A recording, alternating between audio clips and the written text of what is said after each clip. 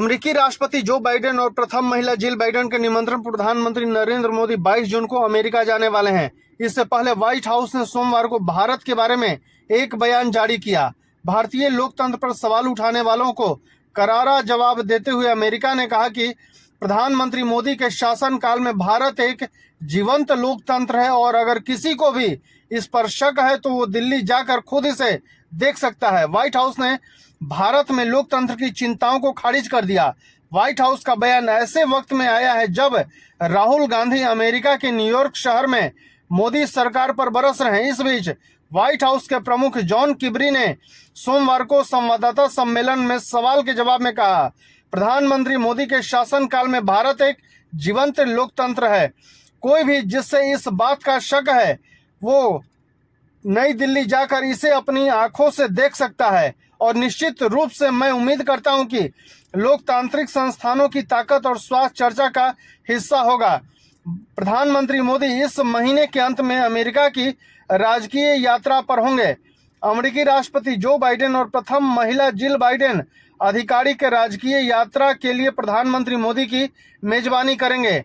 22 जून 2023 को प्रधानमंत्री मोदी का बाइडेन संग राजकीय रात्रि भोज भी शामिल है।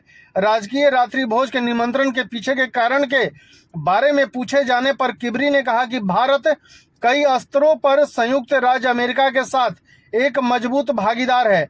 उन्होंने कहा, आपने देखा कि शांग्री-ला सचिव ऑस्टिन ने अब कुछ अतिरिक्त रक्षा सहयोग की घोषणा की है जिसे हम भारत के साथ आगे बढ़ाने जा रहे हैं। बेशक हमारे दोनों देशों के बीच बहुत अधिक आर्थिक व्यापार है।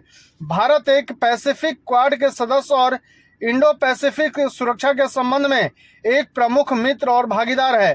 कांग्रेस नेता राहुल गांधी ने कल अमेरिका में प्रवासी भारतीयों को संबोधित करते हुए कहा कि भारतीय लोकतंत्र दो अलग अलग विचारधाराओं में बटा हुआ है। भारत में दो विचारधाराओं के बीच लड़ाई है जिसका हम प्रतिनिधित्व करते हैं और दूसरा जो भाजपा आरएसएस की विचारधारा है। सबसे बताने का आसान तरीका यह है कि एक तरफ महात्मा गांधी हैं और दूसरी तरफ नाथूराम गोडसे हैं। अपने संबोधन में राहुल गांधी ने कहा कि महात्मा गांधी, जवाहरलाल नेहरू और भीमराव अंबेडकर सभी एनआरआई थे। उन्होंने रेल हादसे पर भाजपा पर अंग्रेजों वाला तंज भी कसा। जब हमारे समय में रेल हादसे होते थे तो हमने कभी अंग्रेजों पर दोष नहीं मढ़ा, लेकिन भाजपा आरएसएस वाले कहते हैं कि 50 साल पहले कांग्रेस ने ऐसा किया था इसलिए ऐसा हुआ। धन्यवाद।